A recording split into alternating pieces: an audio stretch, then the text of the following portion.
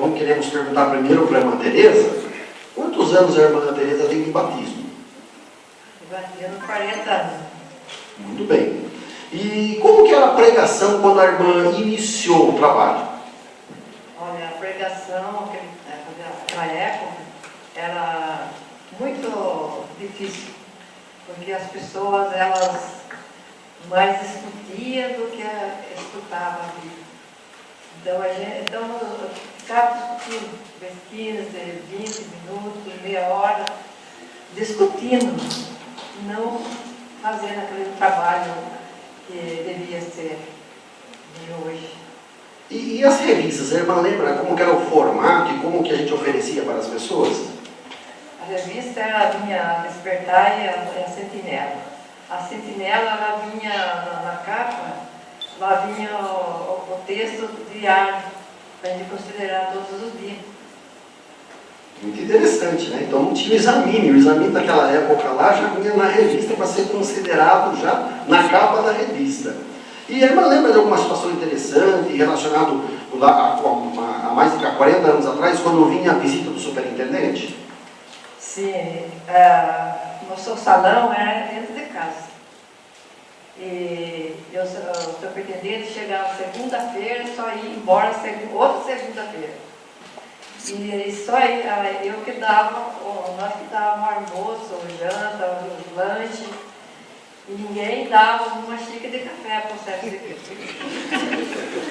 Então não tinha muita opção, né? Os irmãos notaram. Eu tinha mais detalhes para mencionar, mas não notaria. A irmã mencionou que ele vinha, ficava 8 dias e não tinha muita opção de outros darem, né? E ela gostaria de dar mais coisas, mas não tinha condições. A irmã mencionou, vou mencionar mais rapidamente, a irmã mencionou que tinha 6 filhos na casa, mais o marido e mais ela, e aí quando vinha o superintendente era uma dificuldade. Mas mesmo assim, a irmã cedia a casa para ter as reuniões e realmente vemos o dedo da irmã até hoje de servir a Jeová. Agradecemos a expressão da irmã, vamos entrevistar o irmão Freitas também. Quantos anos o irmão tem de batismo? 55. 55 anos, né? Uma grande maioria que não tem isso de idade, inclusive eu. Como era a pregação quando o irmão iniciou? Olha, nós usávamos um sermão já pré-estabelecido pela organização que constituía de 2 ou 3 textos. Nós chegávamos na parte da pessoa, falava o sermão, a pessoa escutava, aí nós íamos embora. Não dava chance dela conversar e nem falar nada, nem saber o que ela achava. Só que esses sermões ficaram tão comuns, que era todo mês ele era trocado, que chegava no fim do mês as pessoas já sabiam do que nós estávamos falando. Então, às vezes, hoje eu já sei o que vocês vão falar, então, às vezes a gente pode nem falava para a pessoa. E o irmão lembra de alguma situação interessante que ocorreu? Podemos nos contar aqui? Olha, nós tínhamos um trabalho que a gente fazia antes das reuniões no domingo. Nós íamos nas praças antes da reunião. Punham revistas assim no peito, ficava exposta, né? Aí as pessoas passavam e pediam a revista e pagavam por ela, que antes a gente oferecia por um valor, né? Me lembro que a última vez era 50 centavos cada um, a última vez que eu coloquei uma revista pelo dinheiro, né? Só que nessa experiência, trabalhando num campo isolado depois, chegamos na casa de uma pessoa e falou: eu já sou testemunho de Jeová. Como? O senhor frequenta algum salão? Não frequento nada. Eu li a revista da Weitover. Eu falei: o que é Weitover? Fui ver que era o Watchtower, né? Aí vamos esclarecer com ele, né? Realmente, ele era uma testemunha de Jeová, sem ter um estudo, e ele já tinha um estudante também. Aí nós fomos de estudo para ele e para o estudante dele. Aí os dois se batizaram, hoje são anciãos. Muito bom, muito bonita experiência, né? Aprendendo a verdade só lendo as publicações, né? Então vejam aí, né? Essas são algumas experiências. Na realidade, os irmãos, se quiserem saber mais, é só entrar em contato com vários irmãos que são veteranos, que eles vão ter muita história para contar, viu? Tem aqueles irmãos que trabalharam no serviço público, tipo sanduíche, né? Alguns dos mais velhos vão lembrar disso. Era um trabalho público também, né? O irmão Freitas trabalhou, a irmã Suíne também. Era um trabalho público também, só que hoje nós também fazemos um trabalho público, mas no método mais atualizado, né? Queremos agradecer as expressões dos irmãos, viu? Duas perguntas, na verdade. Primeiro, A primeira, qual o ajuste que fizeram para entrar no serviço de tempo integral e que ajuste fazem para continuar o serviço? Bom, um ajuste a gente tem que fazer todo o tempo. Eu, quando comecei, eu me batizei em abril de 89. Então, setembro, outubro, eu já saí de pioneira auxiliar. Depois de 90, eu comecei desde abril, e quando eu vi, já estava em julho fazendo direto. Então, eu fiquei 5 anos de pioneira auxiliar, até 95. E muitos superintendentes incentivavam para que eu continuasse com o serviço de regular. Mas eu tinha medo, porque eu tinha as crianças pequenas. A Lívia, por exemplo, tinha 3 anos, né? E o menino 9. Então, aquela complicação, né, de levar a pré, pegar da escola, almoço no horário. Então, teve que fazer muito ajuste. Em 95, então, eu assinei a petição de pioneira regular. E aí vai ter que fazer os ajustes, né? Cada crianças. Depois, mais pra frente, eles já estavam crescidos. Então, era uma festa, ir junto para o campo, de sábado, saindo de pioneiros.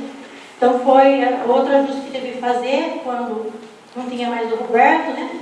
Aí, era menos pessoas para vir junto para o campo, de sábado. Depois, logo a Vivi a casa, tem que fazer ajuste para vir sozinho para o campo. E a saúde também vai ficando mais fraca, tem que fazer exames, um remédio para pressão alta. E certas épocas, né, o estudo não dá certo. Chegou agora, ultimamente, de ter que ir mais vezes no campo. Eu ia terça, quarta, quinta, sexta, sábado, domingo, até que apareceram novos estudos. Então, a gente tem que estar sempre fazendo ajustes para poder continuar. E também, ultimamente, eu tenho minha mãe, né, que já tem 80 anos de idade, e é viúva, mora sozinha, né?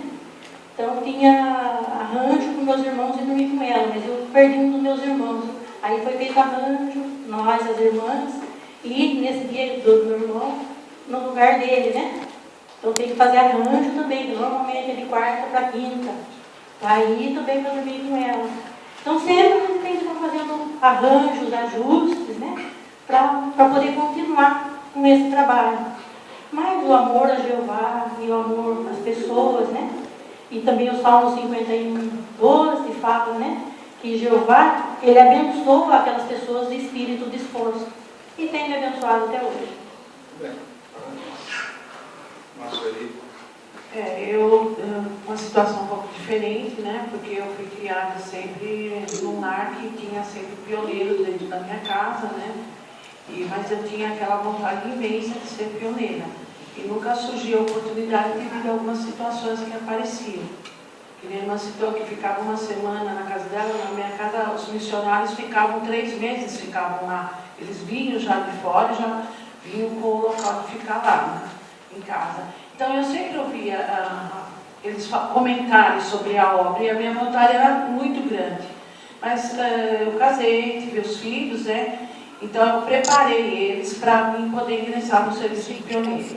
E realmente, com 18 anos, a outra tinha 14 e a outra tinha 11, né?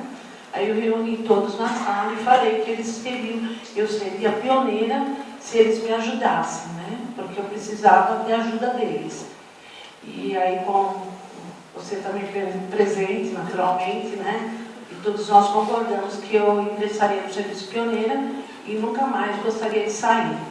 E realmente esse desejo ficou muito forte dentro de mim, porque apesar de vários ajustes que eu tive que fazer durante a minha vida, inclusive o pior talvez seja a questão da doença, né? Que isso não tem como escapar. Eu consegui, graças a Jeová, retornar ao serviço com muita alegria e sempre tive muita cooperação dentro da minha casa, né? Principalmente você agora, né? Que eu já tenho mais idade, né? Então, você que cuida dos afazeres da casa, eu agradeço muito por isso.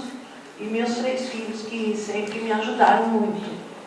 E quando eu assistia nas assembleias, os irmãos dando entrevista, eu me sentia muito culpada. Por que eles têm tantas alegrias que eu não tenho? E você lembra muito bem que eu chorava quando eu assistia essas partes. E aí você dizia, um dia você vai ser pioneira, não precisa chorar. E realmente, graças a Jeová, eu consegui. estou no serviço de 89 e graças aos irmãos aqui, a todos os irmãos que me cooperaram comigo, eu estou no serviço. Tem um detalhe, quando eu vim de São Paulo para cá, eu peguei uma congregação sem nenhum pioneiro. Um estava doente, outro estava saindo. E a irmã que me ajudou a entrar no serviço, ela falou: você não precisa ter medo de não ter nenhum estudo. As casas nunca sairão do lugar.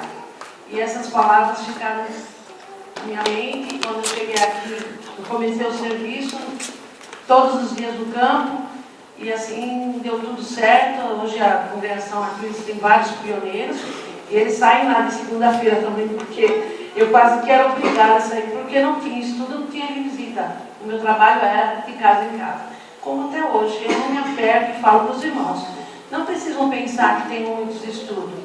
Pensam, as casas estão lá, e os moradores nunca vão sair de lá. Então, é uma hora sagrada que você dedica a Jeová. E Filipenses 1:10, certificados das coisas mais importantes, é o texto que me acompanha até hoje.